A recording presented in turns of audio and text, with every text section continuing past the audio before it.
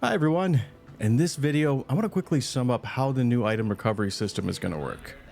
This is going to be part of the 4.1 update, and I have to say that this feature ended up being the one thing that stands out among all the others. So to put it simply, when you get killed, you'll now respawn with all of your equipped items. That means that your armor and anything that's attached to it will now respawn with you as well. That includes any med pins, mags, knives, and the guns that you've stowed. And when you get printed up, you'll have all of your gear already equipped.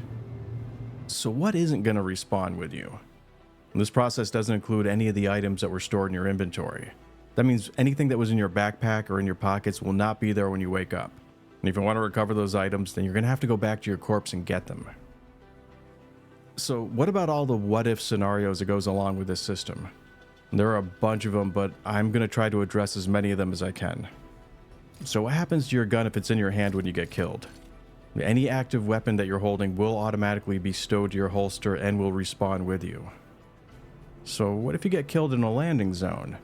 Let's say like in the highly unlikely chance that an elevator eats you or the ground falls out from beneath your feet, because as we all know, that never happens. So if you get killed in the landing zone, you'll respawn with all of your gear and all the items that were in your inventory. So you'll get everything back. So what happens if you go back to your corpse? Can you loot the items that you respawned with again? Yes, you can go back and loot certain consumables like mags and med pins, but that's not exactly a game-breaking issue at this point, so for now they're not too concerned with it. A good thing to keep in mind is that this system is just a first step in this process. It's not perfect by any means, and there's still a lot that they plan to do with it.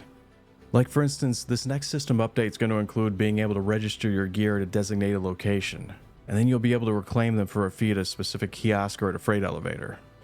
This is also going to apply to ships. You'll be able to register their loadouts, decorations, and whatever's stored in their lockers, and you'll be able to reclaim all these items for a fee. Also, you won't be rising from the grave with all of your gear equipped on you. Instead, you'll have to visit a certain location like a freight elevator to reclaim your registered items, but they're planning on including a quality of life feature that allows you to auto-equip all of your gear. So in the future, you're going to be seeing a lot of naked people running around making a beeline from the med center to their hangars. There's a lot of changes that are coming to looted items as well. Looted items will be usable until their original owner reclaims it or marks it as stolen, and at that point it'll cease to function for a period of time. Now, even if an item that you've stolen ceases to function, you'll still be able to sell it. Then you'll also be able to restore a previously bricked item for a price. But if that item had a cosmetic applied to it, then restoring that item will end up removing it.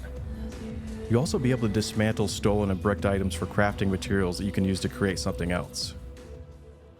So how does this new system apply to pledged items?